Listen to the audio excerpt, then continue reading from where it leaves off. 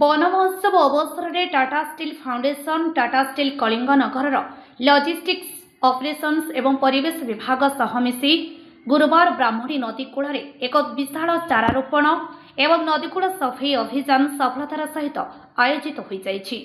एही कार्यक्रम कलिंगनगर स्थित ब्राह्मणी नदीकूल अंचल अनुष्ठित होइथिला। टाटा स्टील कलिंगनगर विभिन्न विभाग आसिथिबा 70 अधिक स्वेच्छासेवी एही अभियान रे अंशग्रहण करी 300 चारारोपण करथिले।